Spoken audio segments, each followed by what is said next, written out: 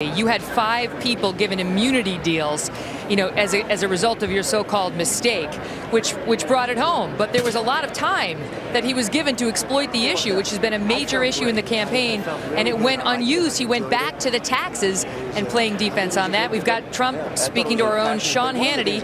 We'll see whether he speaks to the journalists in this room after that interview. Let's listen. Regulations. You talked a lot about things that I've talked a lot about, repatriating money. How much do you think would come back overseas? How many jobs do you think would be created? Well, at least $2.5 trillion and many, many jobs, but at least $2.5 trillion. And again, she talks, she's been talking for years, but nothing ever gets done. It's all talk. So I think I brought that out pretty well today, actually. 30 years she's been there. That was a big point. What about the fact that she said, you pointed out, you said go to her website, she's going to raise $1.2 trillion in taxes? Well, I get even more of a kick where she says, go to my website and learn about how to defeat ISIS. And buy her book. Can you imagine this? How to defeat ISIS on a website?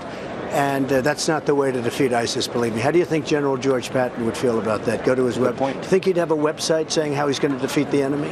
There was a moment when the second part of the debate, and they started talking about race, and you brought up that she had used that term super predator.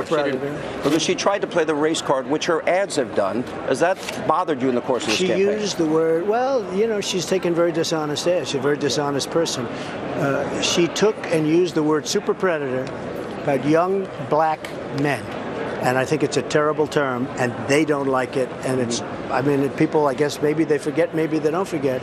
But I did want to bring it up. What about the issues that also foreign policy? Another big part of this debate tonight: Iran, Iraq, Syria, Afghanistan, and her role. Look, Sean, and I know she's been a disaster. And as you know, I used your name today because you and I used to argue over the war before the war. I thought you forgot. Before the war started. You know how many times we had conversations about that? Numerous times. And you told me I was wrong. In fairness, for those people that are asking me in the media, you did tell me over and over again I was wrong.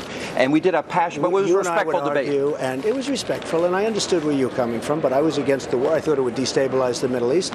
I didn't know it would be managed so badly, in all fairness, and neither did you. Yeah. But I really felt that it's something that had to be discussed because I was against the war in Iraq. Yeah. Let me ask you one last question, if I can, because the whole issue of the birther controversy, there was the Mark Penn memo that came out. There was a Sidney Blumenthal issue. There was a woman that worked in Texas for her, and then she acts like she had nothing to do with it. The campaign manager, Doyle. No, she had a lot to do with it. You know it, and she knows it, and her campaign knows it, and I think now the world knows it. Yeah. Last point. At the end of the debate, maybe a sign of desperation, she tried to attack you as sexist. What is your response to that?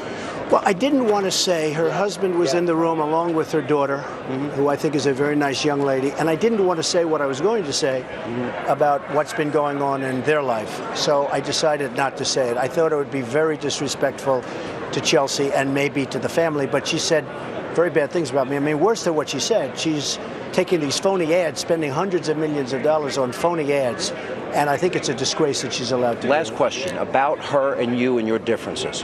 What do you take out of this debate going into your next debate? Well, she's never going to make America great again. It's very simple. It's just going to be more talk. She talks like she's going to do childcare. She's going to do this. She's going to do. She's been there for 26 years. For 26 years, none of these things have happened. Now, all of a sudden, they're going to happen? Not going to happen. Mr. Trump, thanks for being with us. Appreciate it. Thank you very much. Thank you.